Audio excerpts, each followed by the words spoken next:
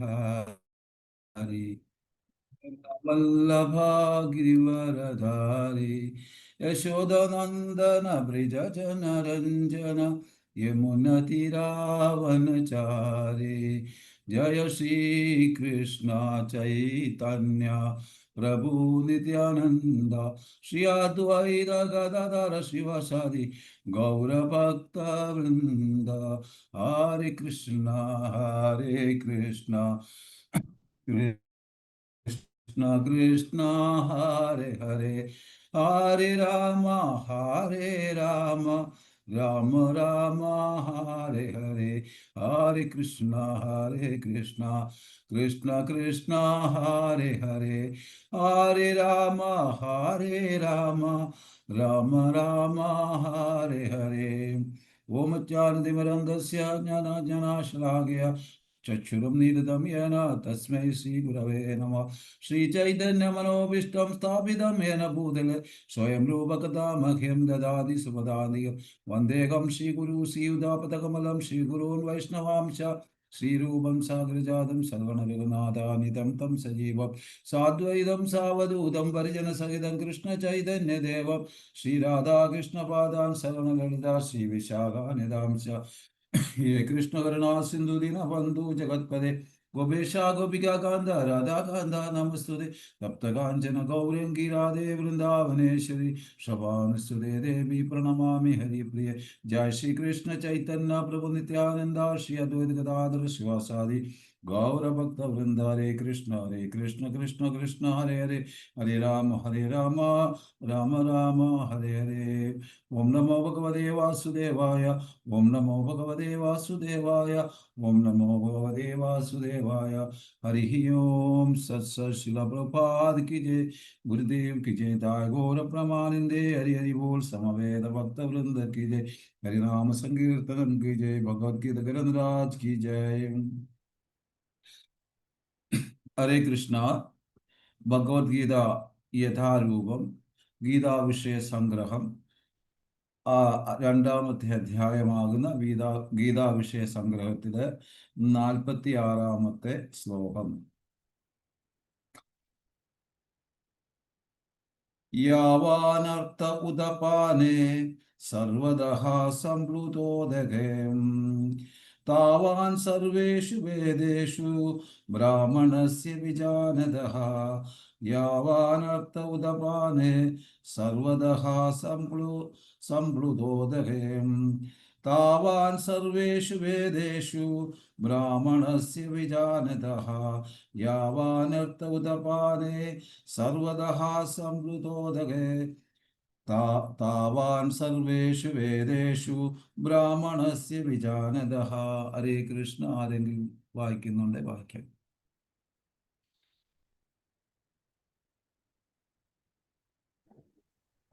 ഹരേ കൃഷ്ണ. യാവാനർത്ഥ ഉദപാനേ സർവദഃ സംപ്ലുതോദകേ താവാൻ സർവേഷു വേദേഷു ബ്രാഹ്മണസ്യ വിജാനതഃ. ഹരേ കൃഷ്ണ. ഹരേ കൃഷ്ണ. ശീലപ്രഭുപാദിക്ക് ജയ. ശീലപ്രഭുപാദിന്റെ പദാനുപദ തർജ്ജിമ എല്ലാവരും ശ്രദ്ധയോട് കേൾക്കുക. സർവതഃ എല്ലായിടത്തും എല്ലാ പ്രകാരത്തിലും സംപ്ലൂതോദകേ വെള്ളം നിറഞ്ഞിരിക്കുന്ന വലിയ തടാകം ഉള്ളപ്പോൾ ഉദപാനെ കിണറുകൊണ്ട് യാവാൻ എത്രമാത്രം അർത്ഥ പ്രയോജനമുണ്ട് വിജാനതഃ വിജാനിയായ ബ്രാഹ്മണസ്യ പരബ്രഹ്മത്തെ അറിയുന്നവന് സർവേഷു വേദേഷു എല്ലാ വേദങ്ങളിലും താവാൻ അത്രമാത്രം അർത്ഥ പ്രയോജനമുണ്ട്. വിവർത്തനം ശിലപ്രഭാത് കി ജയ്.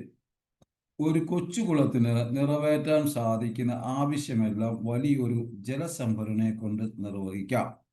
അതുപോലെ വേദങ്ങളിൽ ഉദ്ദിഷ്ടമായതെന്തും അവിടെ ഉൾപ്പൊരുൾ അറിയുന്നത് കൊണ്ട് നേടാവുന്നതാണ്. ഭാവാർത്ഥം ശീലപ്രഭാത് കി ജയ്. വൈദിക സാഹിത്യത്തിന്റെ കർമ്മകാണ്ഡ വിഭാഗത്തിൽ ഉൾക്കൊള്ളിച്ചിട്ടുള്ള ചടങ്ങുകളും യജ്ഞങ്ങളുമെല്ലാം ക്രമികമായ ആത്മസാക്ഷാത്കാരത്തെ കൊണ്ടുള്ളവയാണ്. ആത്മസാക്ഷാത്കാരത്തിന്റെ ഉദ്ദേശം എന്തെന്ന് ഭഗവത്ഗീത 15-ാം അധ്യായത്തിൽ പറയുന്നുണ്ട്. സർവപ്രപഞ്ചത്തിന് മൂലകാരണമായ കൃഷ്ണനെക്കുറിച്ച് ബോധമുളവാക്കലാണ് വേദപഠനത്തിലെ ഉദ്ദേശം. അപ്പോൾ ആത്മസാക്ഷാത്കാരം എന്നാൽ കൃഷ്ണനെയും കൃഷ്ണനും തമ്മിൽ താനുമായുള്ള ശാശ്വത ബന്ധത്തെക്കുറിച്ച് അറിയുകയാണ്. ജീവാത്മാക്കൾക്ക് കൃഷ്ണനോടുള്ള ബന്ധത്തെയും ഭഗവത്ഗീത 15-ാം അധ്യായത്തിൽ സ്പർശിക്കുന്നുണ്ട്. ജീവാത്മാക്കളെല്ലാം ഭഗവാന്റെ അംശം തന്നെ. അതുകൊണ്ട് വ്യക്തിഗത ജീവാത്മാവിൽ കൃഷ്ണാവബോധത്തിന്റെ പുനരുദ്ധാരണമാണ് വൈദിക വിജ്ഞാനത്തിന്റെ പരമകാഷ്ഠ. ഭാഗവതത്തിൽ പറയുന്നതനുസരിച്ച്. അപ്പോൾ ഹരേ കൃഷ്ണ. നമുക്ക് ഇതിന്റെ ഡീറ്റെയിൽസ് ഒന്ന് നോക്കാം. ഇവിടെ ഈ ശ്ലോകത്തിൽ പറയുന്നത് ഒരു കൊച്ചു കുളത്തിന് നിറവേറ്റാൻ സാധിക്കുന്ന ആവശ്യമെല്ലാം വലിയൊരു ജലസംഭരണി കൊണ്ട് നിർവഹിക്കാമെന്ന്. അപ്പോൾ വേദിക് ശാസ്ത്രങ്ങള്, പ്രത്യേകിച്ച് കലിയുഗത്തില് വേദശാസ്ത്ര പഠനത്തിലൂടെ വലിയ സാധ്യായമല്ല. അതായത് 4 വേദങ്ങൾ അതുപോലെ അടിസ്ഥാനമാക്കിയിട്ടുള്ള പഠനങ്ങൾക്ക് വലിയ പ്രസക്തിയില്ല. കാരണം ഒരുപാട് സമയമുണ്ട്, ചെറിയ ആയുസ് കൊണ്ട് അത് പഠിച്ചു കഴിയാനൊട്ട് പറ്റത്തുമില്ല. തന്നെയുമല്ല, ധർമാർത്ഥ കാമ മോക്ഷ എന്ന രീതിയിലോട്ടാണ് വേദപഠനം പോകുന്നത്. അതുകൊണ്ട് അതിൽ കൂടുതൽ ആസക്തി ഉണ്ടാകുന്നതിനേക്കാളും നല്ലത് ഭക്തിയോഗയിൽ നേരിട്ട് ഭഗവാനുമായിട്ട് ബന്ധം സ്ഥാപിക്കുക എന്നുള്ളതാണ്. അതിന് ഉദാഹരണം പറയുന്നത്, ഒരു കൊച്ചു കുളത്തിന് നിറവേറ്റാൻ സാധിക്കുന്ന ആവശ്യങ്ങളെല്ലാം ഒരു വലിയ തടാകത്തിന് അല്ലെങ്കിൽ ജലസംഭരണി കൊണ്ട് നിർവഹിക്കാമെന്ന് ശ്രീല പ്രഭുപാദ് വ്യക്തമാക്കുന്നു. ഈ വലിയൊരു ജലസംഭരണി അല്ലെങ്കിൽ മഹാസാഗരമാണ് ഈ കൃഷ്ണ അവബോധം എന്ന് പറയുന്നത്. അതുപോലെ വേദങ്ങളിൽ ഉദ്ദിഷ്ടമായത് എന്തും അവയുടെ ഉൾപ്പൊരുൾ അറിയുന്നത് കൊണ്ട് നേടാവുന്നതാണ്. അപ്പൊ കൃഷ്ണാവബോധത്തിൽ ഏതൊരു വ്യക്തി ശ്രദ്ധയോടുകൂടിയും ഉത്സാഹത്തോടുകൂടിയും നിഷ്ഠയോടുകൂടിയും സാധന ചെയ്യുന്ന വ്യക്തിക്ക് തീർച്ചയായിട്ടും വേദങ്ങളിൽ പറഞ്ഞിട്ടുള്ളതെല്ലാം മനസ്സിലാകുകയും പഞ്ചമവേദമാകുന്ന, അതായത് ഭഗവത്ഗീത അല്ലെങ്കിൽ ഭാഗവതം എന്ന് പറയുന്ന ഈ ശാസ്ത്രങ്ങള്, അമലപുരാണമാകുന്ന ഭാഗവതവും വേദങ്ങളുടെ സാരമാകുന്ന ഭഗവത്ഗീതയും പഠിച്ചു കഴിഞ്ഞാൽ അതിൻ്റെ എല്ലാം ഫലം കിട്ടുമെന്നും പറയുന്നു. അതിലുപരി ചൈതന്യ ചരിതാമൃതത്തിൽ രാധാകൃഷ്ണനാകുന്ന ചൈതന്യ മഹാപ്രഭു പറയുന്നു, ഏതൊരു വ്യക്തി സ്ഥിരം ഹരിനാമം വിഘ്നം കൂടാതെ ജപിക്കുന്ന വ്യക്തിയെ ചതുർവേദിയായിട്ട് കണക്കാക്കണമെന്ന്. ആയതിനാൽ, കാരണം ആ വ്യക്തി വേദം പഠിച്ചിട്ടില്ലെങ്കിൽ തന്നെയും ആ വ്യക്തിയെ ചതുർവേദിയായിട്ട് 4 വേദം പഠിച്ച ഒരു വ്യക്തിയുടെ സ്ഥാനം കൊടുക്കണമെന്ന് മഹാപ്രഭു വ്യക്തമായിട്ട് പറയുന്നു. അപ്പോ അതിൻ്റെ അർത്ഥം എല്ലാ രീതിയിലും ഇവിടെ ഭക്തിമാർഗം, ഭക്തിയോഗയാണ് ഏറ്റവും അത്യുത്തമം, ശ്രേഷ്ഠം എന്ന് പറയുന്നത്. കാരണം എന്തുകൊണ്ട് കൃഷ്ണൻ ഇതൊക്കെ പറഞ്ഞു, മറ്റു കാര്യങ്ങളെല്ലാം പറഞ്ഞു എന്ന് പറഞ്ഞാൽ, നാളെ ഒരു അവസരത്തിൽ ഒരു വ്യക്തി പറയരുത് എന്തുകൊണ്ട് കൃഷ്ണൻ അത് തന്നില്ല, ഇത് തന്നില്ല, എല്ലാം തന്നില്ല. ആയതിനാൽ നമുക്ക് ഭഗവാൻ എല്ലാം തന്നു എന്നിട്ട് ഭഗവാൻ പറയുന്ന ഭക്തിയോഗയാണ് ഏറ്റവും ശ്രേഷ്ഠം. ഇതൊന്ന് നോക്കാം. വ്യത്യസ്ത രീതിയിൽ അനലോജിക് ചെയ്യുന്നുണ്ട് ഭഗവാൻ ഈ ശ്ലോകത്തില്. കാരണം നമുക്കറിയാം, ശാസ്ത്രത്തിന്റെ അടിസ്ഥാനത്തിൽ പറയുന്നുണ്ട് 10 കിണർ ഒരു തടാകത്തിനും, 10 തടാകം അല്ലെങ്കിൽ 100 തടാകം ഒരു കായലിനും, അതുപോലെ 10 കായല് ഒരു സമുദ്രത്തിനും തുല്യമാണെന്നാണ് ശാസ്ത്രങ്ങളുടെ അടിസ്ഥാനത്തിൽ പറയുന്നത്. എന്നാൽ ഈ വലിയൊരു ഇത് അവസാനമെല്ലാം എത്തിച്ചേരുന്നത് സമുദ്രത്തിലാണ്. അതാണ് കൃഷ്ണാവബോധം. അപ്പോൾ ധർമ്മ അർത്ഥ കാമ മോക്ഷ എന്ന പ്രോസസ്സിൽ കൂടി പോകുമ്പോൾ തീർച്ചയായിട്ടും എത്തിച്ചേരുന്നത് അവസാനം കൃഷ്ണാവബോധത്തിൽ തന്നെയാണ്. അപ്പോൾ ആയതിനാൽ പറയുന്നുണ്ട്, സർവസി ചാഹം ഹൃദി സന്നിവിഷ്ടം 15-ാമത്തെ അധ്യായത്തിൽ 15-ാമത്തെ ശ്ലോകം പറയുന്നുണ്ട്. സർവസി ചാഹം ഹൃദി സന്നിവിഷ്ടം മത്ത സ്മൃതി സ്മൃതി ജ്ഞാനം അപോപനം ച വേദേശ സർവൈരേഹ്യമേ വേദ്യോ വേദാന്തകൃത് വേദവിദേഹ ചാഹം സർവസി ചാഹം ഹൃദി സന്നിവിഷ്ടം മത്ത സ്മൃതി ജ്ഞാനം അപോഹനം ച.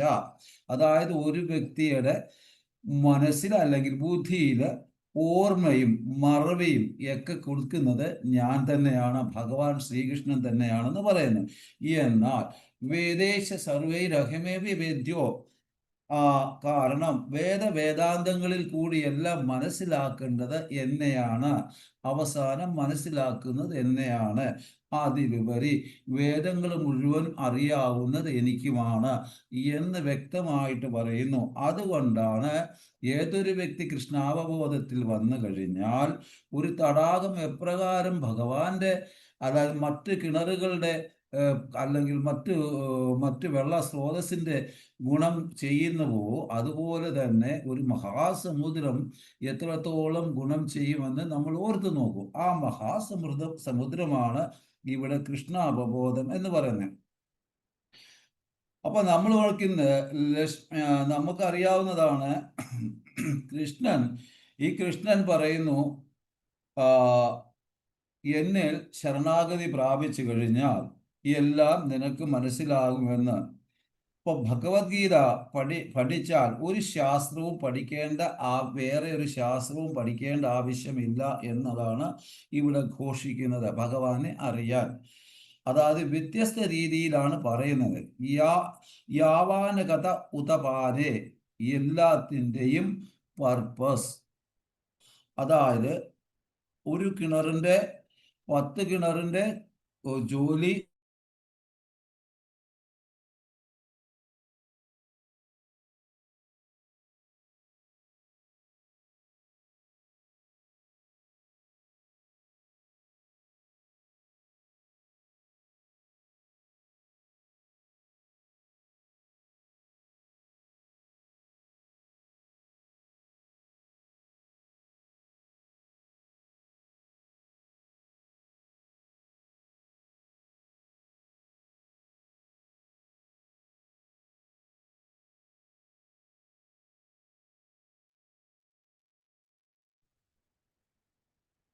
എല്ലാവർക്കും കേൾക്കാവോ? ഇല്ല പ്രഭു, ഒന്നും കേൾക്കുന്നില്ല. ഇല്ല, കേൾക്കുന്നില്ല. പ്രഭുവിന്റെ കറണ്ട് പോയതായിരിക്കും. പ്രഭുവിന്റെ കറണ്ട് പോയിട്ടുണ്ടാവും, അദ്ദേഹം ഇപ്പൊ ജോയിൻ ചെയ്യും, വെയിറ്റ് ചെയ്യാൻ പറ്റും.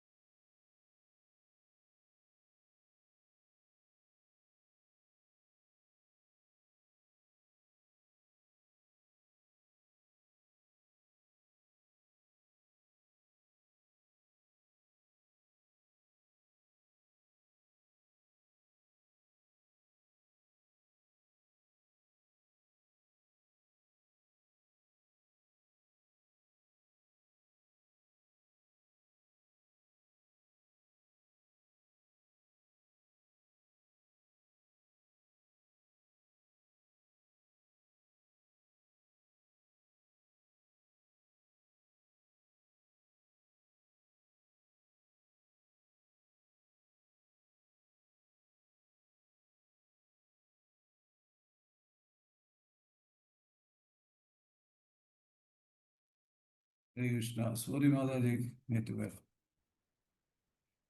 അപ്പൊ ഇവിടെ നമ്മൾ പറഞ്ഞത് ഇന്നത്തെ കാലത്ത് തടാകത്തിന്റെ മഹിമ അറിയില്ല. മുൻകാലങ്ങളിൽ ഒരു കിണറ് കുഴിക്കാൻ, ഒന്ന് നനയ്ക്കാൻ ഒരു കിണറാണെങ്കിൽ അത് കുളിക്കാനായിട്ടും വേറൊരു കിണറ് നനയ്ക്കാനായിട്ടും ഒന്ന് വെള്ളം കുടിക്കാനായിട്ടും, എന്നാൽ എല്ലാത്തിൻ്റെയും ഗുണം ഒന്ന് ചെയ്യുന്നു, അതായത് വലിയ ഒരു തടാകം. അപ്പൊ അങ്ങനെയായിരുന്നു പണ്ടുള്ള കാലങ്ങളിലൊക്കെ ചെയ്തുകൊണ്ടിരുന്നത്.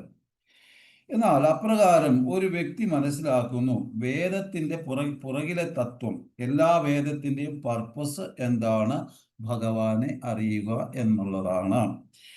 അപ്പൊ ഉദാഹരണം പറയുവാണെങ്കിൽ, ഒരാള് വന്ന് ചെന്ന് ചോദിക്കുന്നു കുഞ്ഞുനാരായണന്റെ വീട്ടിലേക്കുള്ള വഴി ഏതാന്ന്.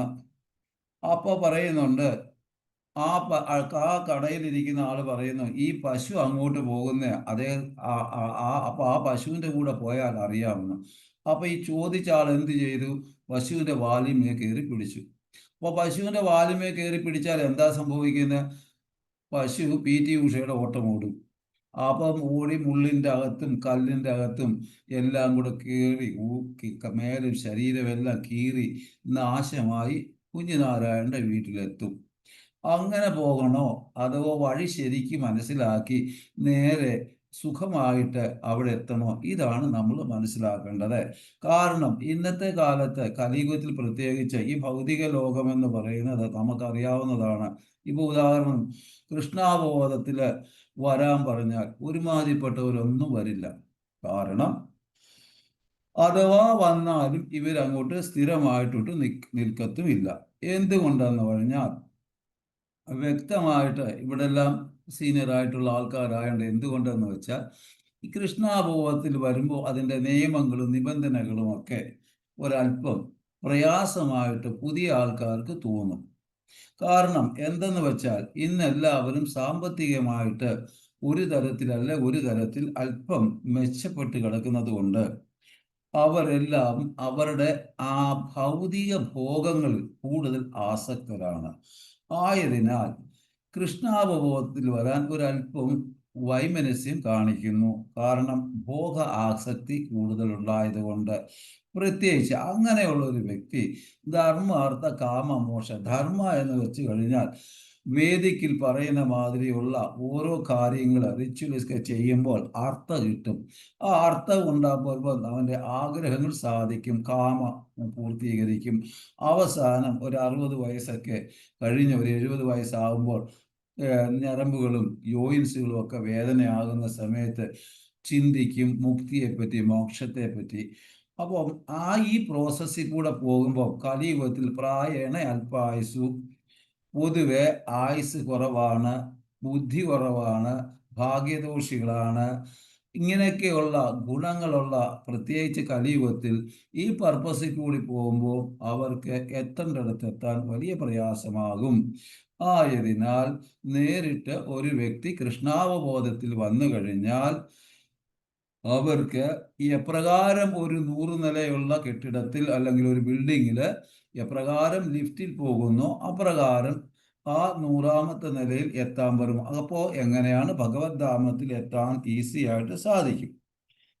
അപ്പൊ ഇവിടെ പറയുന്നുണ്ട്, സർവവേദേഷു, വേദം വ്യത്യസ്ത കർമ്മം കാണ്ടയിൽ അതിന്റെ അടിസ്ഥാനമാക്കി ഈ യജ്ഞം പൂജയൊക്കെ ചെയ്യാൻ ഇത് കിട്ടും എന്നൊക്കെ പറയുന്നുണ്ട്.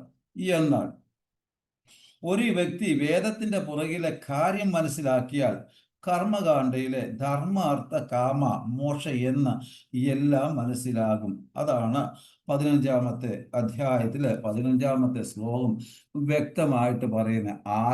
ആരെയാണ് ഒരു വ്യക്തി മനസ്സിലാകേണ്ടത്? ആരാണ് പരമദിവ്യോത്തമ പുരുഷൻ?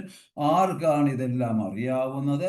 ആ പരമദിവ്യോത്തമ പുരുഷന് നമ്മളുമായിട്ടുള്ള ബന്ധം എന്താണ്? ഇത്യാദി കാര്യങ്ങളൊക്കെ മനസ്സിലാക്കി കഴിഞ്ഞാൽ തീർച്ചയായിട്ടും ആ വ്യക്തി എത്തേണ്ടടുത്ത് എത്തും എന്ന് പറയുന്നു. അപ്പോൾ വേദത്തിന്റെ പർപ്പസ് കൃഷ്ണനെ അറിയുക, കൃഷ്ണനെ പൂജിച്ചാൽ മതി, ഒരു കിണറിൽ നിന്ന് മറ്റ് കിണർ ഉപയോഗിക്കേണ്ട ആവശ്യകത ഇല്ല, കർമ്മകാണ്ഡയുടെ ആവശ്യം ഇല്ല എന്നാണ് ഇതിൻ്റെ കിണറിനെ സൂചിപ്പിക്കുന്നത്. ഇനി ഇവിടെ ഒരു ചോദ്യം, കർമ്മകാണ്ഡ ആവശ്യമില്ല എങ്കിൽ പിന്നെ എന്തിന് തന്നു? അപ്പോൾ പതുക്കെ ആത്മസാക്ഷാത്കാരത്തിലേക്ക് പതുക്കെ ഉയരുവാൻ വേണ്ടിയാണ് തന്നത്. എല്ലാവരും യജന്തി സുമേധസെ അല്ല, എല്ലാവരും അതിബുദ്ധിമാന്മാരല്ല, എല്ലാവർക്കും നേരിട്ട് കൃഷ്ണാവബോധത്തിൽ വരാനുള്ള ഭാഗ്യം ഉണ്ടാകുന്നില്ല. ആയതിനാൽ ഭഗവാന്റെ കൃപയാൽ, ഭഗവാന്റെ അത്രത്തോളം കരുണാമയനായതുകൊണ്ട് ഏത് തരത്തിലുള്ള ആൾക്കാരും അവരവരുടെ അഭിരുചിക്കനുസരിച്ച് അവർക്ക് കൊടുക്കുന്നുണ്ട്. ആയതിനാൽ കൃഷ്ണാവബോധത്തിൽ പറയുന്നുണ്ട്, ഇതാണ് ശ്രേഷ്ഠം, ഈ വഴി വന്നാൽ ഈസി ആയിട്ട് പോകാം, അതല്ല മറ്റു വഴിയാണ് സ്വീകരിക്കുന്നതെങ്കിലും നിങ്ങൾ അത് സ്വീകരിക്കാം. ഭഗവാൻ ഒന്നിനും ഇവിടെ നമുക്ക് സനാതനധർമ്മത്തില് നിർബന്ധ ബുദ്ധിയില്ല. കാരണം ഭഗവാൻ സ്വതന്ത്രനാണ്. ഭഗവാന്റെ ജീവാത്മാവായ എല്ലാ ജീവാത്മാക്കളും അവർക്ക് കടുമണിയോളം സ്വാതന്ത്ര്യം കൊടുത്തിട്ടുണ്ട്.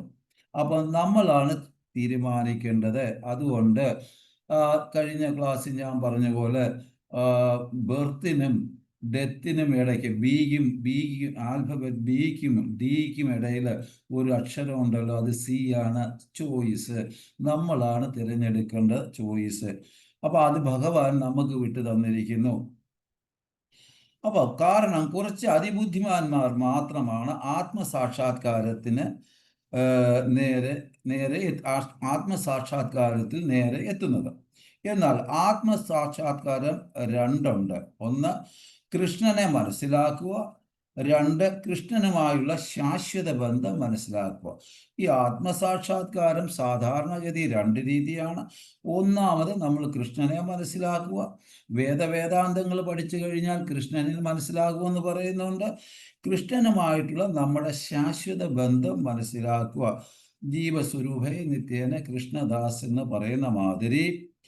എന്താണ് ശാശ്വത ബന്ധം എന്ന് 15:7 പറയുന്നുണ്ട്. എന്താണ്? മമേ വാംശോ ജീവലോക ജീവഭൂത സനാതനഃ മനഃ ഷഷ്ടീന്ദ്രിയാണി പ്രകൃതിസ്ഥാനി കർഷതി.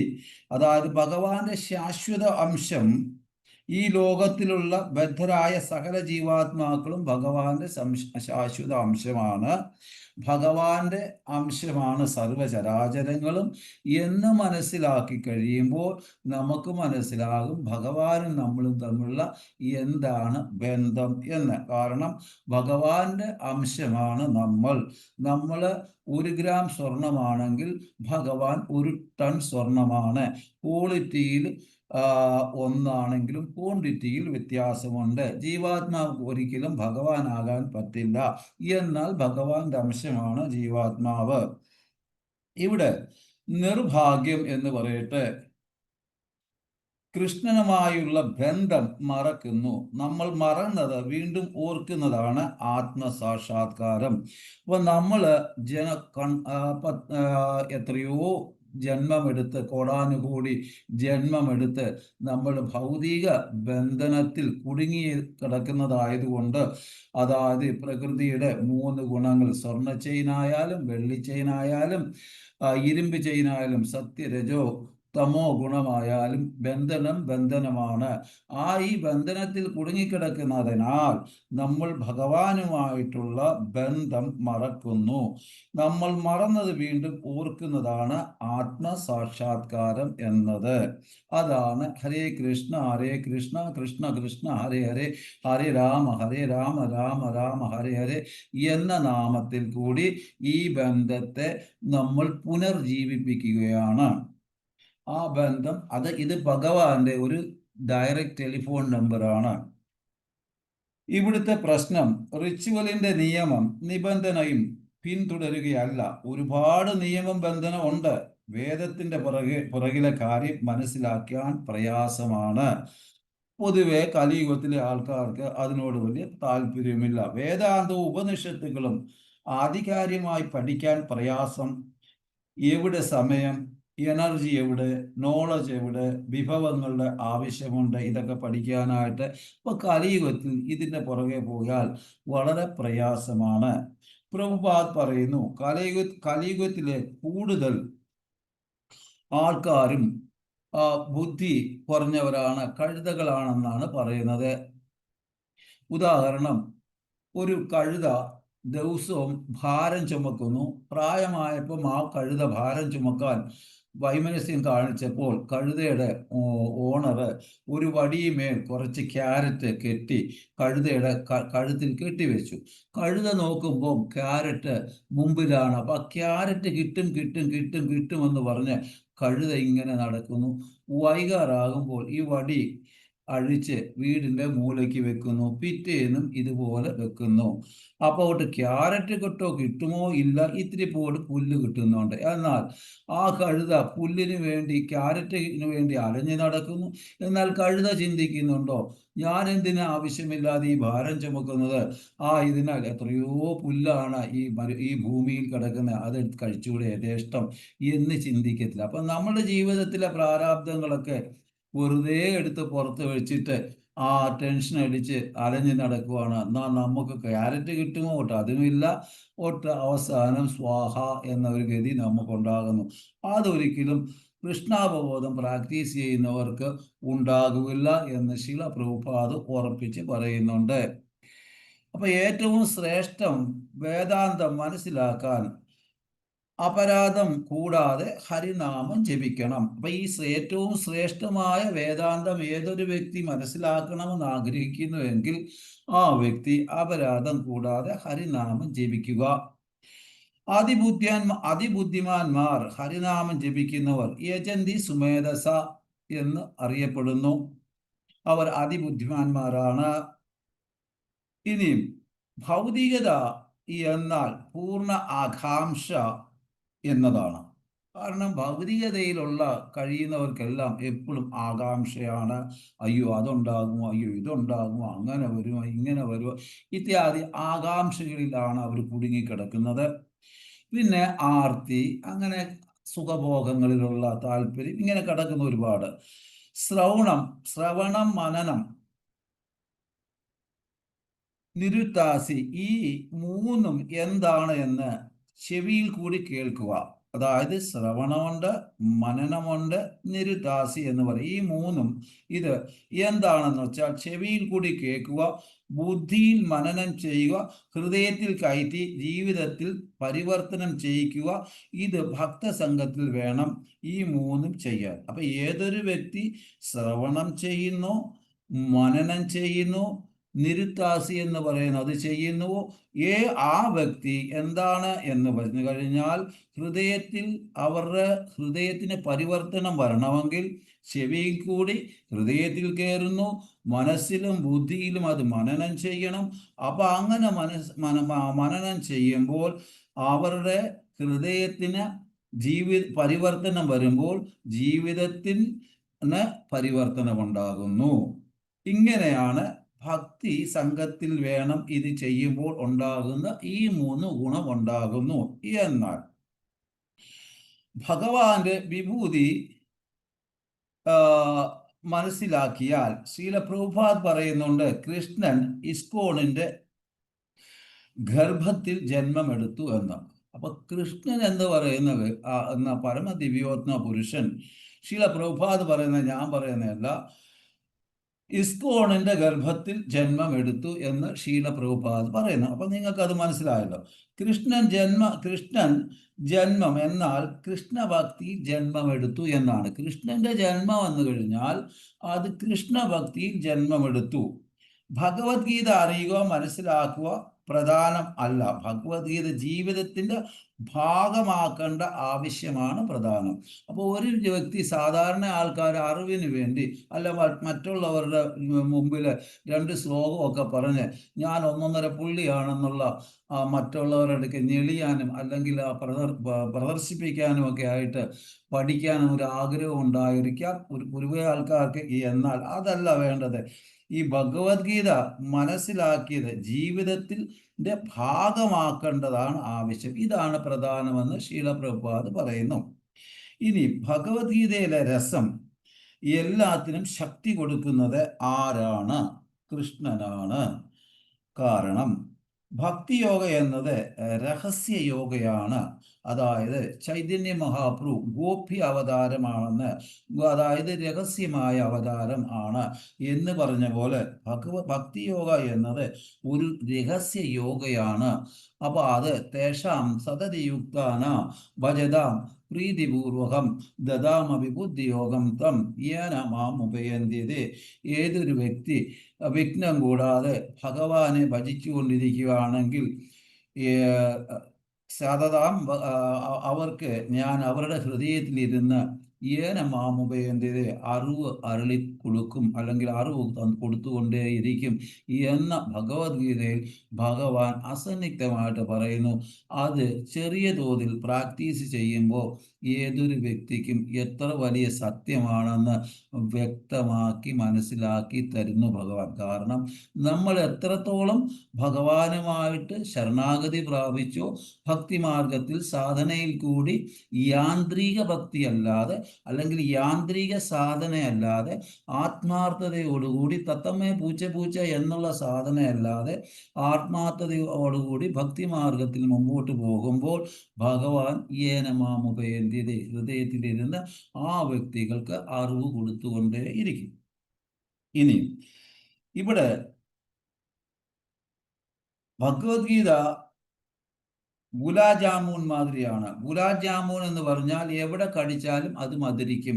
എന്നാലോ നടുക്ക് കടിച്ചു കഴിഞ്ഞാൽ അതിമധുരമായിരിക്കും. കാരണം രസം നമ്മുടെ വായിൽ വരും. കാരണം ഭഗവത്ഗീതയുടെ ഭക്തിയോഗ നടുവിലത്തെ 6 അധ്യായത്തിൽ ഭഗവാൻ തന്നെ പ്രകാരം സാൻഡ്വിച്ചില് ടേസ്റ്റുള്ള തേനും അതുപോലുള്ള കുക്കുംബറും ക്യാരറ്റും ഒക്കെ വെച്ചിട്ടുണ്ടോ, അത് പ്രകാരം അതിനെ പ്രൊട്ടക്റ്റ് ചെയ്യുന്നു. അതുകൊണ്ടാണ് ബാക്കി 2 അധ്യായങ്ങളും ഈ ഭക്തി യോഗയെ കവർ ചെയ്യുന്നു. നമ്മുടെ കിഡ്നിയെ, നമ്മുടെ ഹൃദയത്തിനെ, നമ്മുടെ കരളിനെ, ഇതിനെയൊക്കെ തലച്ചോറിനെ, ഇതിനെയൊക്കെ കവർ ചെയ്യുന്ന പ്രകാരമാണോ അപ്രകാരമാണ് ഭക്തി യോഗയും കവർ ചെയ്തിരിക്കുന്നത്. അപ്പോ ഇവിടെ എന്നാൽ ആത്മീയതയിൽ ആത്മജ്ഞാൻ കൃപയിൽ കൂടി കിട്ടും. അപ്പം ഭൗതികതയിൽ പരിശ്രമിച്ചാൽ ഏതറിവും കിട്ടും. പക്ഷേ ആത്മീയ അറിവ് അല്ലെങ്കിൽ ആത്മീയ ജ്ഞാൻ കിട്ടണമെങ്കിൽ കൃപ വേണം. ആ കൃപയിൽ കൂടി കിട്ടുന്നു. കൃപയ്ക്ക് വേണ്ടി നമ്മൾ എന്ത് ചെയ്യണം? പ്രയാസപ്പെടണം, കഷ്ടപ്പെടണം, പരിശ്രമിക്കണം. എങ്കിൽ മാത്രമേ നമുക്ക് കൃപ കിട്ടുകയുള്ളൂ. ബലം എവിടുന്ന് വരുന്നു? ദയ എവിടുന്ന് വരുന്നു? കൃഷ്ണനിൽ നിന്ന്. ഭഗവത്ഗീതയിൽ 10:37 പറയുന്നുണ്ട്, ഞാൻ വൃഷ്ണി വംശിയിൽ വാസുദേവനാണെന്ന് ഭഗവാൻ പറയുന്നു. എന്നാൽ വൃഷ്ണീനാം വാസുദേവോ അസ്മി. കൃഷ്ണൻ പറയുന്നു ഞാൻ വാസുദേവനാണ് വൃഷ്ണി വംശത്തിലെ എന്ന്. പാണ്ഡവാനാം ധനഞ്ജയ, അർജുനൻ കൃഷ്ണനാണ് എന്ന് പറയുന്നു. മുനിനാമ അപ്യാഹം വ്യാസ, ഞാൻ മുനികളിൽ വ്യാസദേവനാണ് കൃഷ്ണൻ പറയുന്നു. കവിനാം മുശന കവി, ഉശാന കവിയാണ് ഞാനെന്ന് പറയുന്നു. വാസുദേവൻ ശ്രീകൃഷ്ണ ഭഗവാൻ. എന്നാൽ ഈ ശ്ലോകത്തിൽ വാസുദേവൻ എന്നത് ബലരാമനെയാണ് കാണിക്കുന്നത്. കാരണം രണ്ടാളും വസുദേവരുടെ പുത്രന്മാരാണ്. അപ്പൊ ഈ ശ്ലോകത്തിൽ വ്യക്തമായിട്ട് പറയുന്നത് ബലരാമാണ് എന്ന് പറയുന്നു. കാര്യം രണ്ടാളും, കൃഷ്ണനും ബലരാമും വസുദേവരുടെ പുത്രനാണ്. കാരണം ഭഗവാൻ തൻ്റെ വിഭൂതി സ്വയം പറയില്ല. അതിനു വേണ്ടിയാണ് ഇങ്ങനെ പറയുന്നത്. കാരണം ഭഗവാൻ സ്വയം എൻ്റെ വിഭൂതിയെപ്പറ്റി സ്വയം പറയാൻ ഭഗവാൻ ആഗ്രഹിക്കുന്നില്ല. ആയതിനാൽ ഭഗവാൻ അവിടെ ബലരാമനെ ചേർത്തു. ഭഗവാൻ സ്വയം ഡംബടിക്കുന്നില്ല, അദ്ദേഹത്തിന് താല്പര്യമില്ല. അപ്പൊ കൃഷ്ണൻ ആദി ഭഗവാൻ, ബലരാം ഭഗവാൻ സ്വാംശ ഭഗവാൻ. എന്നാൽ സ്വന്തം ശരീരത്തിൽ നിന്ന് വിസ്തരിച്ച് നമുക്കെല്ലാം അറിയാവുന്നു. കൃഷ്ണൻ എല്ലാ സ്രോതസ്സിൻ്റെയും സ്രോതസ്. ബലദേവ് വിദ്യാഭൂഷണം, ഭക്തി വിനോദ് ഠാക്കൂറും ഒക്കെ ഇതിനെപ്പറ്റി കമന്ററി പറയുന്നുണ്ട്. വൃഷ്ണി വംശത്തിൽ ഞാൻ ബലരാം എന്ന് ഭഗവാൻ സ്വരൂപത്തിന് വിഭൂതിയുടെ രൂപത്തിൽ പറയുന്നത് തെറ്റാണ്. കാരണം കൃഷ്ണന്റെ വിഭൂതിയാണ് വസുദേവൻ. അച്ഛനായ വസുദേവൻ കൃഷ്ണന്റെ തന്നെ വിഭൂതിയാണ്, ശക്തിയാണ്. ആയതിനാൽ ബലരാമും കൃഷ്ണനും വസുദേവരുടെ മക്കളാണ്. അതുമല്ല, അപ്പോൾ കൃഷ്ണന്റെ ശക്തി തന്നെയാണ് ബലരാമും എന്ന് പറയുന്നു. കാരണം നിയമം പറയുന്ന ജിത്വാഹ ബലരാം, വാസുദേവൻ ഇവർ രണ്ടും കൃഷ്ണനാണ്. പാണ്ഡവരിൽ അർജുനൻ കൃഷ്ണന്റെ മിത്രം, ഭക്തൻ. യുധിഷ്ഠിരൻ, ഭീമൻ മൂത്തതാണ് വയസ്സിൽ. ഇവരെ കാണുമ്പോൾ കൃഷ്ണൻ പാദം തൊട്ടു തൊഴുന്നു ബഹുമാനം കൊണ്ട്. അർജുനൻ സഖാ, മിത്രം, ഒരേ സമപ്രായക്കാരായതുകൊണ്ട് കൃഷ്ണൻ അർജുനനെ കെട്ടിപ്പിടിക്കുന്നു. നകുല സഹദേവന്മാർ കൃഷ്ണന്റെ പാദം തൊട്ടു തൊഴുന്നു. കാരണം അവർ പ്രായക്കുറവാണ്, കൃഷ്ണനേക്കാളും ചെറുതാണ്, ഇളയവരാണ്. ഇവിടെ കൃഷ്ണൻ എങ്ങനെ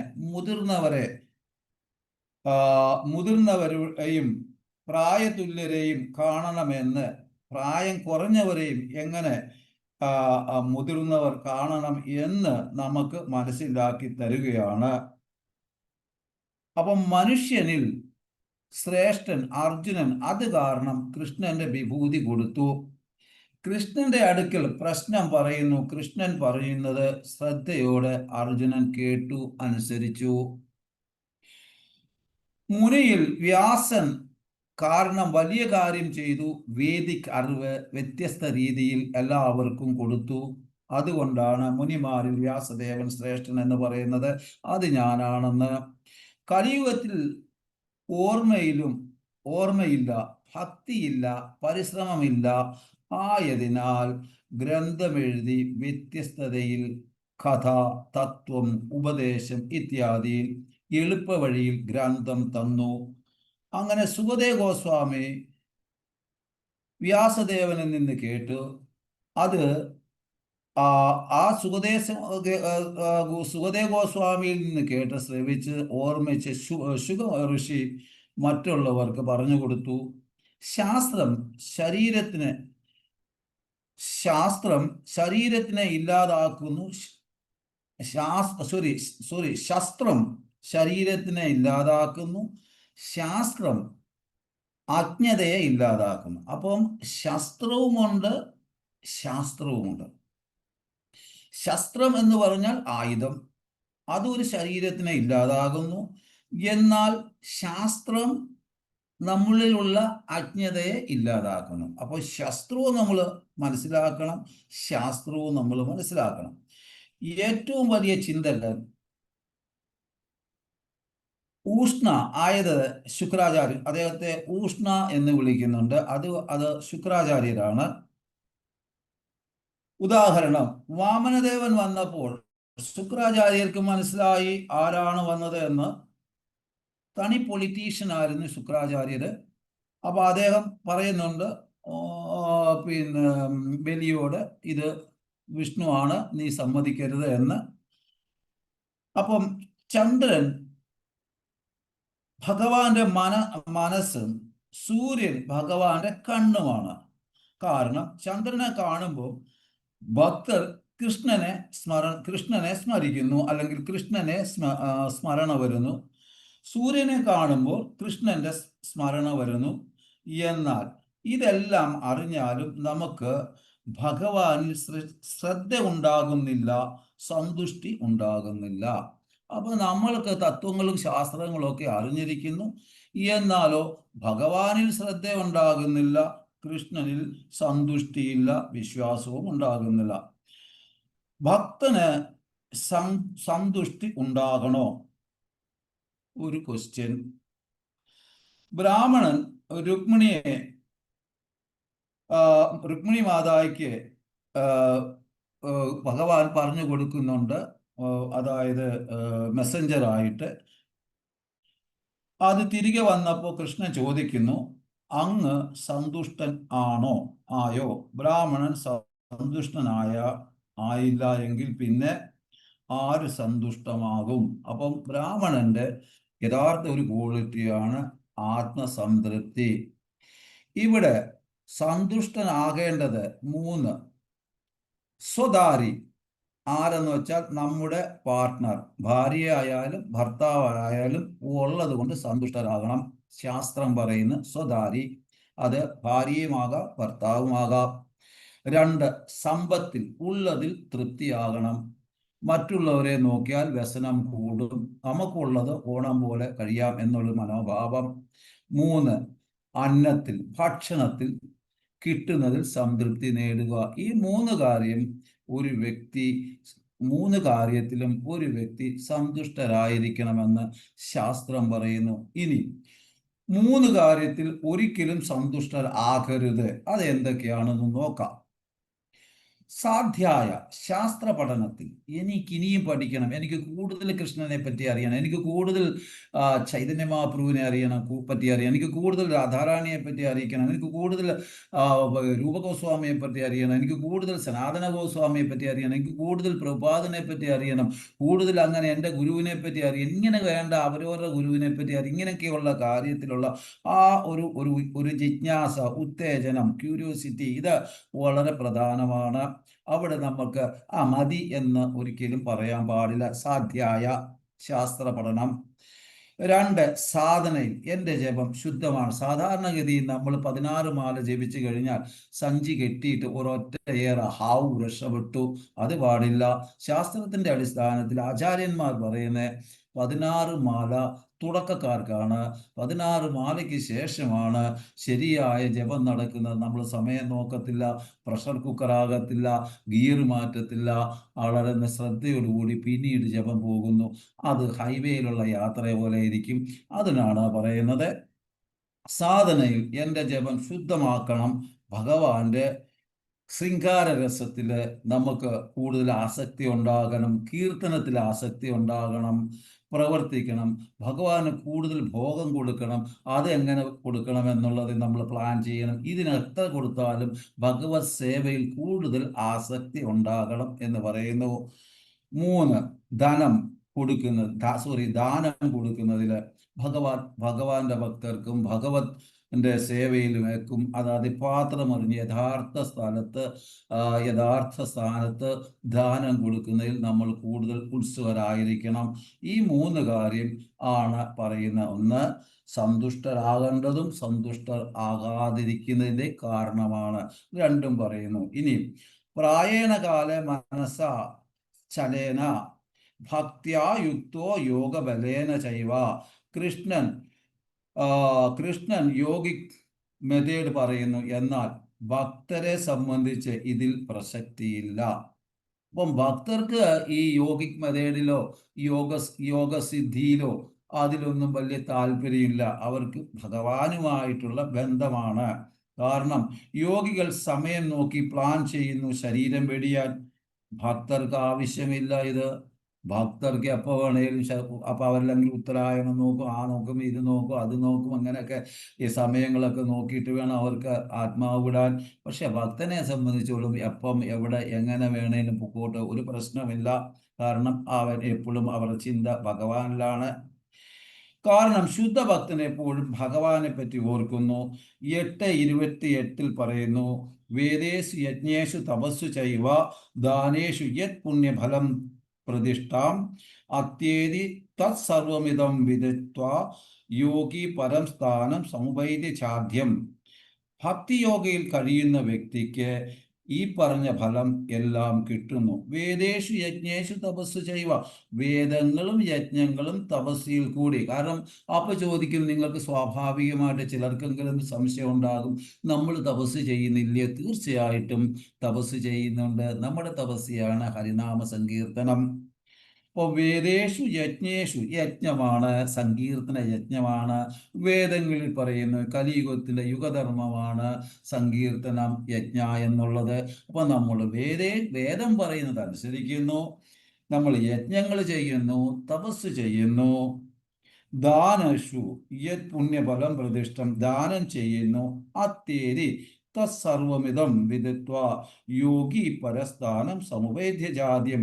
ഇങ്ങനെ ഈ കൃഷ്ണാവബോധത്തിൽ ജീവിതം നിഷ്ഠയോടുകൂടി സാധന നല്ല ഭംഗിയായിട്ട് യാന്ത്രികമല്ലാത്ത സാധന മുമ്പോട്ട് കൊണ്ടുപോകുകയാണെങ്കിൽ ഈ യോഗിക്ക് കിട്ടുന്ന ഫലം കൃഷ്ണാവബോധത്തിൽ പ്രാക്ടീസ് ചെയ്യുന്ന വ്യക്തിക്ക് നിസ്സാരമായിട്ട് വളരെ ഈസി ആയിട്ട് കിട്ടുമെന്നാണ് പറയുന്നത്.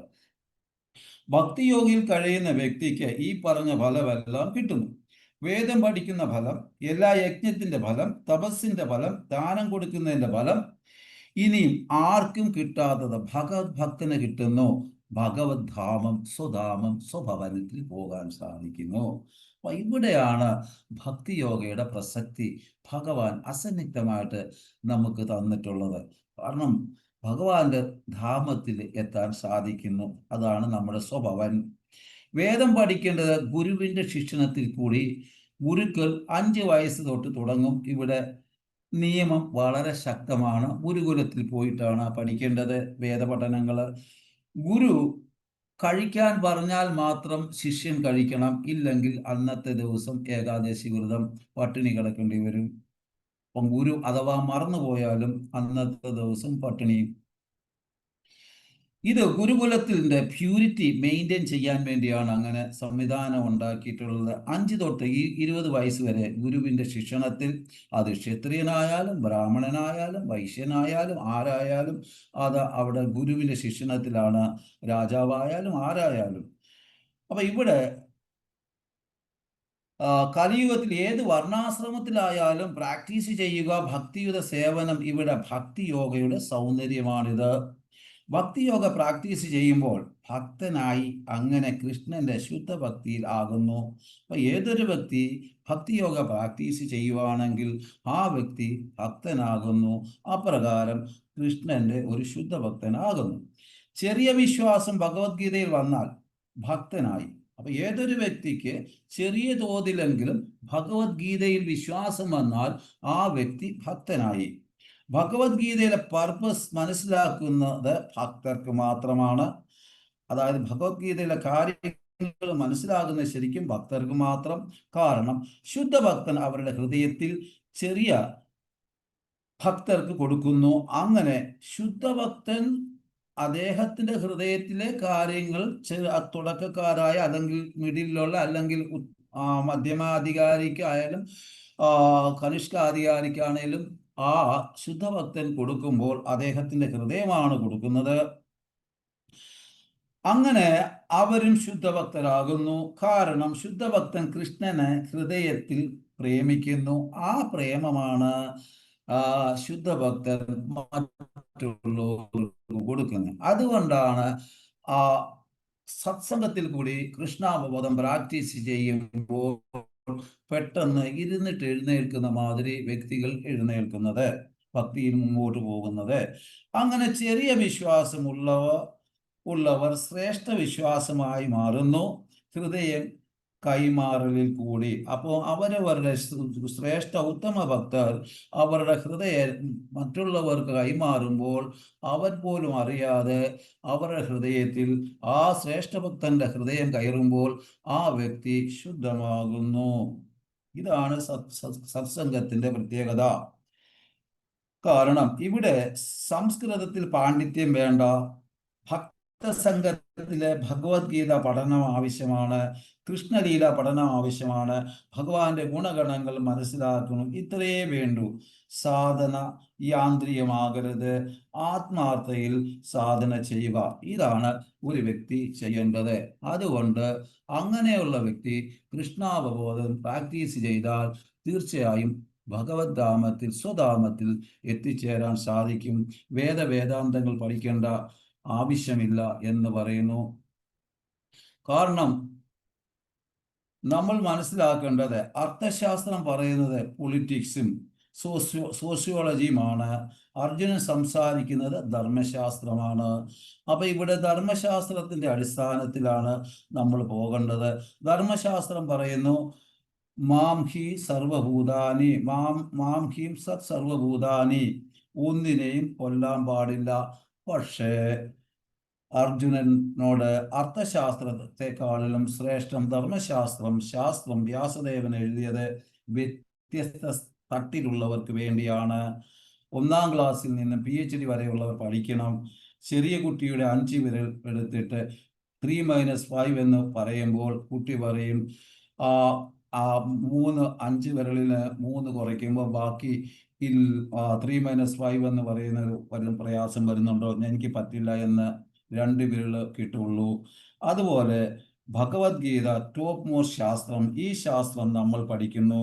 അപ്പൊ അർജുനൻ ഭക്തൻ, അതേസമയം രാജാവാണ്. അപ്രകാരം ഭഗവാൻ പറയുന്നു വേദവേദാന്തങ്ങളെക്കാളും ശ്രേഷ്ഠം ഭക്തിയോഗയാണ്. ഹരേ കൃഷ്ണ. എന്തെങ്കിലും സംശയം ഉണ്ടെങ്കിൽ ചോദിക്കാം.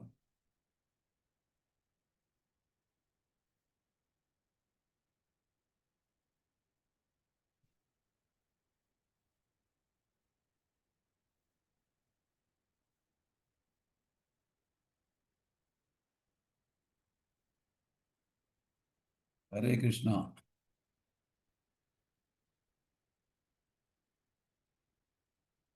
ഹരിബോൾ. ആരുമില്ല.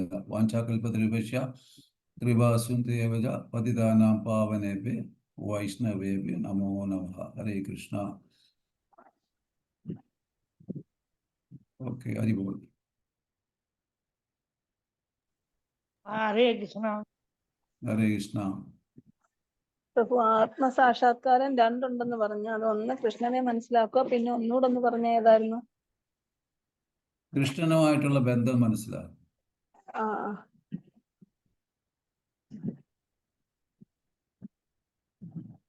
വേറെ എന്തെങ്കിലും സംശയം?